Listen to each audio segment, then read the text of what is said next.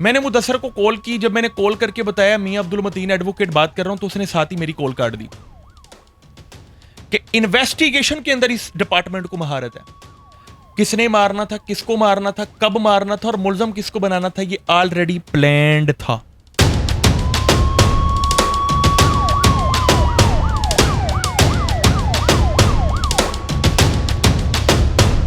मज़ीद अपडेट्स के लिए सब्सक्राइब करें हमारा यूट्यूब चैनल आम अवाम।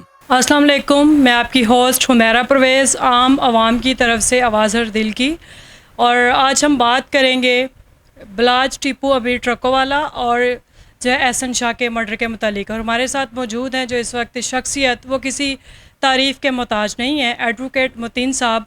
तो आवाम के चंद एक सवालात हैं जो वो जानना चाहते हैं कि एहसन शाह का मर्डर हुआ या कत्ल। अस्सलाम वालेकुम सर।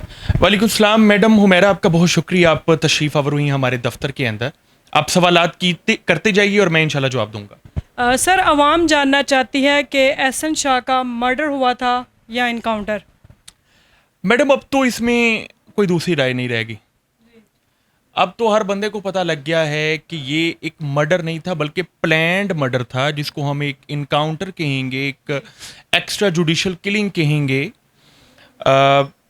जिस तरह एफआईआर दर्ज की गई है और जिस तरह एफआईआर की डिटेल्स हैं, कोई आम बंदा जिसके अंदर 1% भी अक्ल है, कोई 1% भी जुडिशल माइंड है, वो इस चीज को, इस केस को प्राइमा फशाई देखेगा तो उसको पता लग जाएगा ये एक एक्स्ट्रा जुडिशल किलिंग हुई है जिसमें पुलिस डायरेक्टली इनडायरेक्टली इन्वॉल्व थी इस कत्ल के अंदर। अब कैसे ये चीजें पता लगेंगी, बड़ा आसान है। देखिए 9:25 का वकूआ है जब एहसन शाह का मर्डर होता है। एफआईआर उसके ऊपर दर्ज होती है 2806/24 थाना शादबाग। मुलजम किसको बनाया गया है कि जी एहसन शाह को हम किसी मुकदमे के अंदर रिकवरी करवाने के लिए लेकर जा रहे थे, तो अस्पताल से उसका भाई 2 नामालूम बंदे निकलते हैं, वो पुलिस पार्टी के ऊपर हमलावर होते हैं। हम सारे बच जाते हैं दरख्तों के पीछे छुप के और एहसन शाह को सारे फायर लग जाते हैं।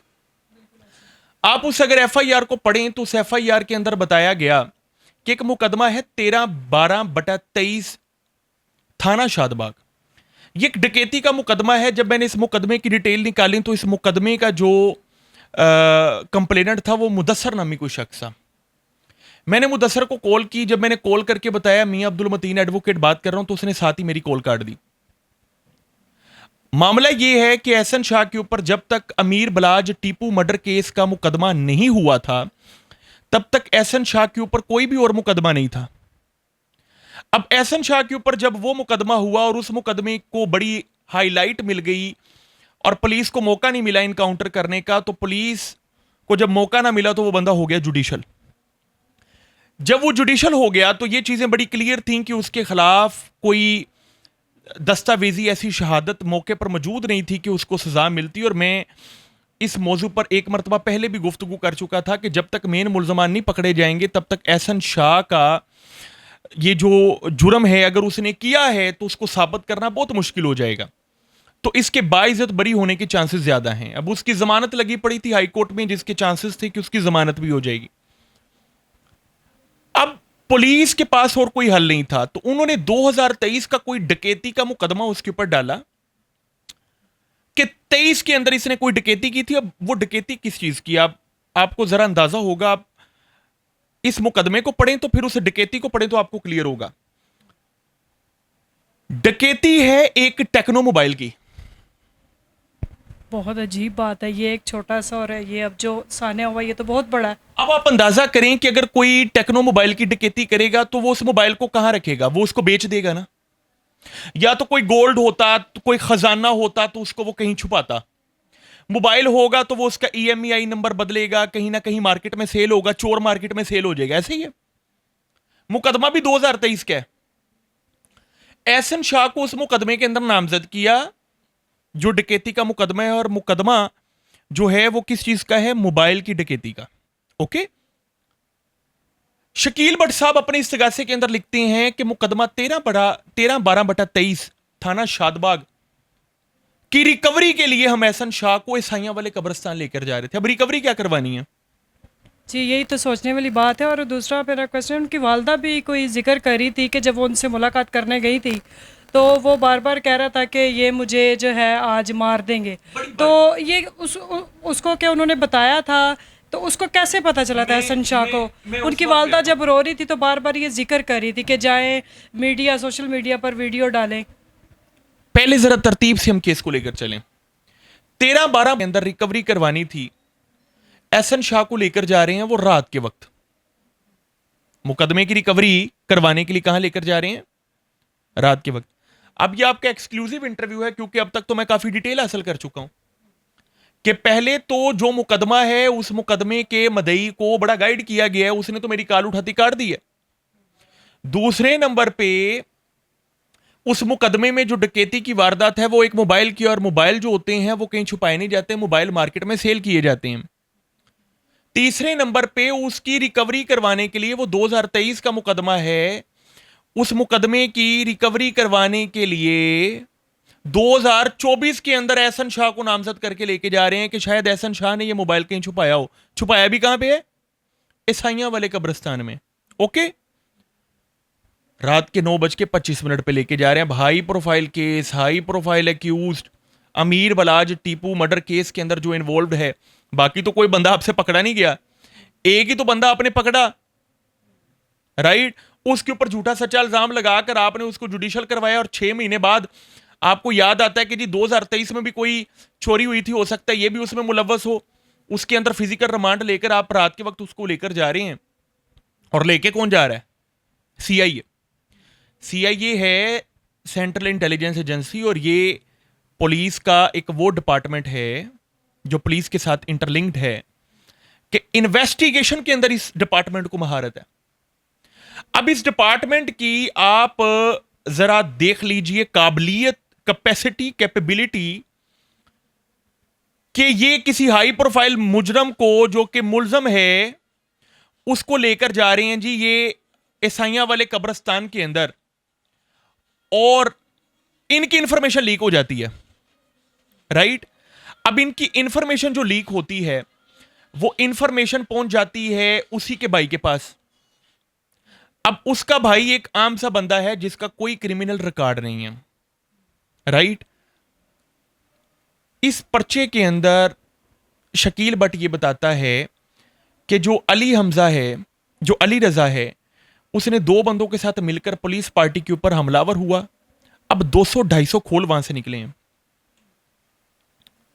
मैडम, मैं इस मुकदमे को अगर सिर्फ पढ़ूं ना, इसका पोस्टमार्टम करूं, तो कोई आम शख्स भी देखेगा कि यार 200-250 फायर हुए हैं, वो सारे फायर ही आके एहसन शाह को ही लगने थे जिसको वो बाजियाब करवाने आए थे।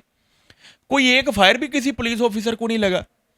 फिर वो 3 बंदे हैं, ये 8 बंदे हैं, इनमें फर्क कमाल है। अख्तर हुसैन है, अहमद हसन है, मोहम्मद कामरान है, वकार अली है, सदफ अली है, गुलाम हुसैन है, शकील भट्ट है। ये 8 बंदों की टीम गई है। शकील भट्ट खुद इनकाउंटर स्पेशलिस्ट है, यानी इन्होंने उनका बाल भी बीका ना किया, इन्होंने उनका एक भी बंदा ना मारा।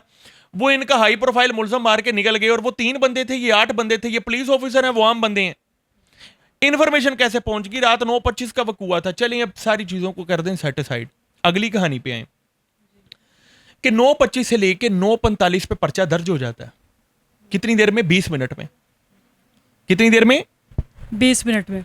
20 मिनट में पर्चा दर्ज हो गया मैडम।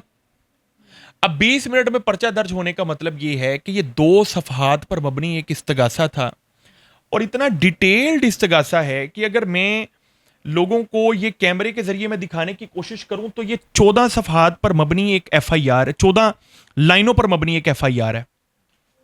यह मुकदमा है 2806/24। इस मुकदमे की अगर आप डिटेल पढ़े ना, तो इस डिटेल को अगर किसी ने बाय हैंड लिखना हो ना, तो कम से कम उसको कोई 1 घंटा चाहिए।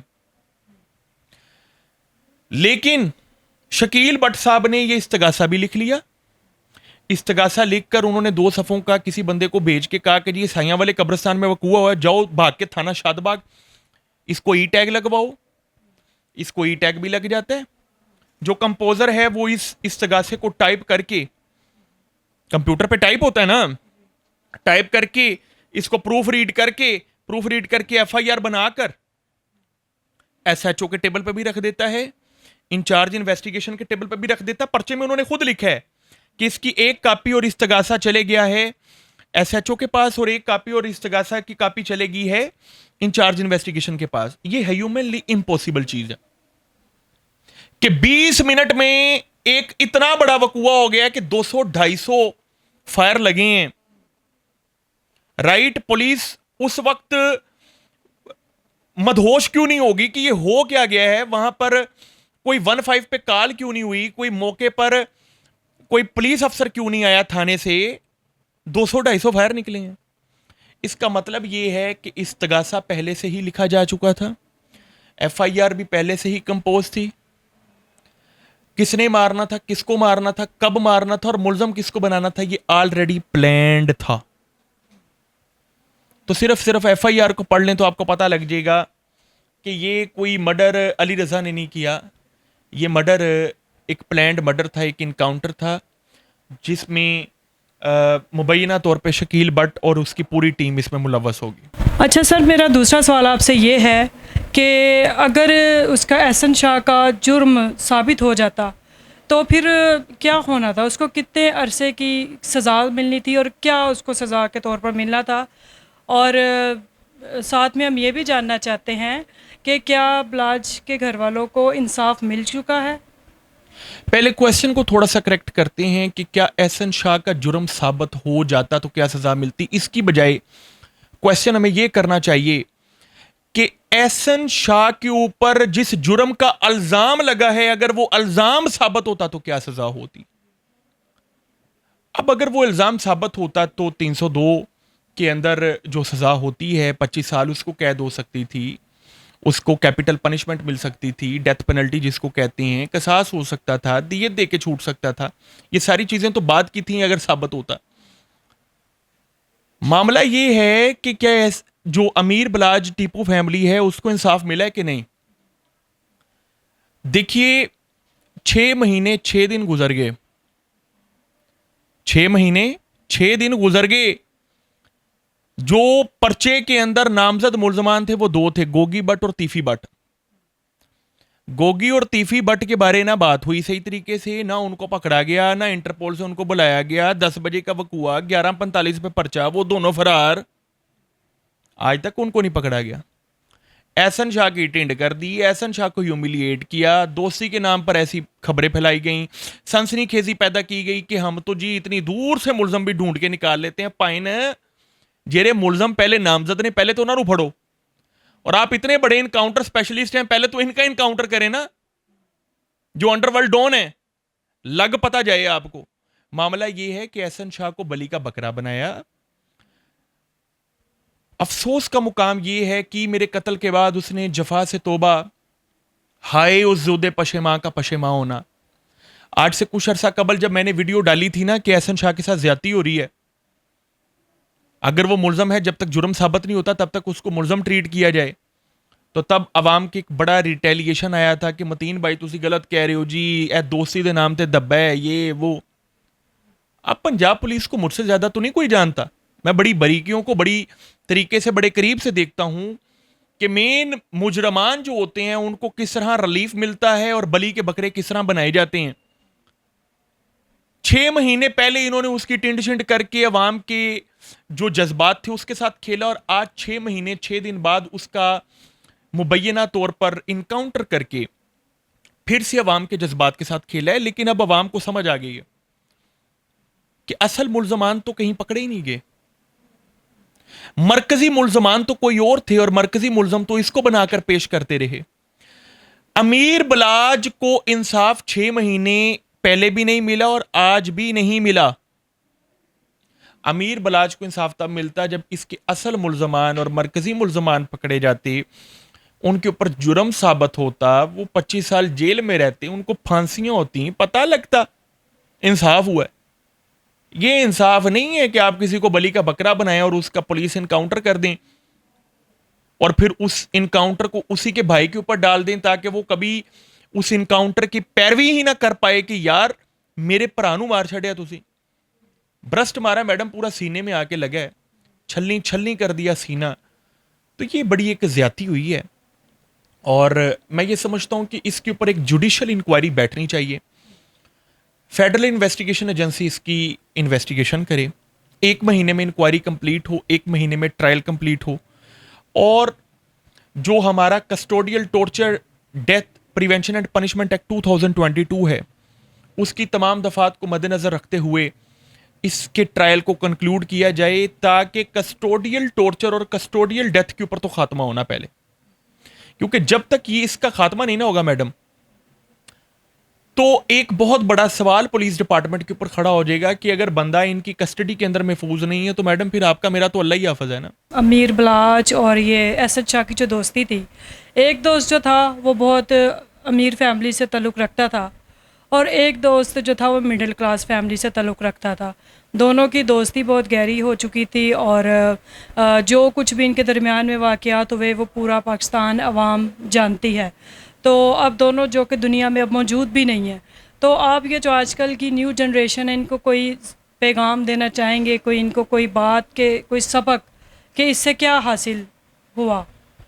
मैडम पहले नंबर पे तो मैं लोगों की परसेप्शन को ठीक करना चाहूँगा। दोस्ती माल और रुतबे को देखकर नहीं बनाई जाती, दोस्ती एक एहसास का नाम है। आप कभी ये नहीं कह सकते कि एक ही स्टेटस के लोग आपस में दोस्त रहते हैं। एक ही स्टेटस के लोगों का ताल्लुक ज़रूर होता है, लेकिन दोस्ती स्टेटस से बालातर होने का नाम है। ये एक ऐसा रिश्ता है जिसमें मालो दौलत नहीं देखी जाती। तो एहसन शाह और अमीर बलाज की दोस्ती कैसी थी इसके ऊपर तो मैं कभी भी सवाल नहीं उठाऊंगा, लेकिन एक बात मैं ज़रूर बताऊंगा कि मेरी एहसन शाह के बहुत करीबी दोस्तों से, उसके बचपन के दोस्तों से मेरी डिस्कशन हुई, डिटेल डिस्कशन हुई।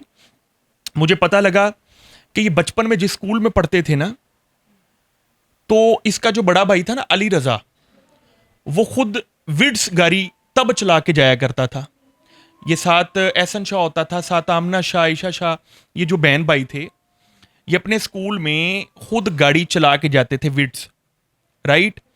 उस जमाने के अंदर अगर किसी के पास ऐसी गाड़ी है तो इसका मतलब है कि कोई वो इतने मजलूम या इतने गरीब तबका से ताल्लुक नहीं रखते कि 40-50 लाख के पीछे वो रैकियां देते फिरें। अगर वो उस जमाने में इस कदर मालदार थे, फिर मुझे पता लगा कि उन्होंने जिस वकील को इंगेज करवाया उस वकील को एक बहुत अच्छी फीस दी है, जो शायद इस रैकी से भी डबल ट्रिपल है। अब ये फीस भी सिर्फ वही दे सकता है जो माली तौर पर मजबूत है। और एहसन शाह के जो मोहल्ले के लोग हैं, जो जानने वाले लोग हैं, वो ये जानते हैं कि ये माली तौर पर गरीब नहीं थे, मतवसत भी नहीं थे, बेटर देन मतवसत थे, राइट। ऐसे लोगों को रैकी करके पैसे लेने की जरूरत नहीं पड़ती। तो दोस्ती के नाम से जो एतबार, जो छीनने के हवाले से जो बातें होती हैं, मेरा ख्याल है ऐसा नहीं होना चाहिए। इंसान जब सबसे ज्यादा डिप्रेस्ड होता है तो वो अपने दोस्त के पास आता है। वो ये नहीं देखता वो दोस्त गरीब है या अमीर है, दोस्त दोस्त होता है। वो उसको अपने दिल की सारी बातें बताता है। और दोस्ती एक ऐसा रिश्ता है जिसके बारे में कहूंगा कि हम कई चीजें अपने दोस्तों को बता सकते हैं, अपने बहन भाइयों को नहीं बता पाते। कई चीजों में मदद हमारे दोस्त कर देते हैं जिसमें हमारे सगे रिश्ते भी हमारी मदद नहीं करते, राइट। तो ये जो एक कलंक लगाने की कोशिश की गई है, एक दाग लगाने की कोशिश की गई है दोस्ती के नाम पर, मेरा ख्याल है कि ये एक मुनासिब अमल नहीं था। मेन मुल्ज़म को पकड़ा जाता, मेन मुल्ज़मान को पकड़ा जाता है, प्रॉपर फेयर इन्वेस्टिगेशन होती, फेयर ट्रायल चलता, तो शायद इंसाफ मिलता। क्योंकि अवाम का कहना यही था कि इस तरह के मामलात में हमेशा जाना करीब पिसता है। क्योंकि एक दोस्त अवाम के जो है सवाल के मुताबिक कि अब इसमें मैं समझ गया आप जो जवाब चाहती हैं। हाँ, एहसन शाह माली तौर पर मतवसत ज़रूर था, लेकिन एक तरफ टीपू फैमिली हो, दूसरी तरफ गोगी फैमिली हो, तीसरी तरफ तीफी फैमिली और चौथी तरफ एहसन शाह हो, तो एहसन शाह तो फिर उनके सामने कुछ भी नहीं है। तो अब अगर हुकूमत ने देखना है या पुलिस डिपार्टमेंट ने देखना है कि तीफी को इंसाफ दें या गोगी को इंसाफ दें या टीपू को इंसाफ दें, तो कहीं ना कहीं रगड़ा एहसन शाह को लग जाना चाहिए था, क्योंकि इनकी निस्बत तो वो माली तौर पर कमजोर है। लेकिन जिस तरह कायक बनाकर पेश किए जा रहे हैं ना, इस तरह है नहीं।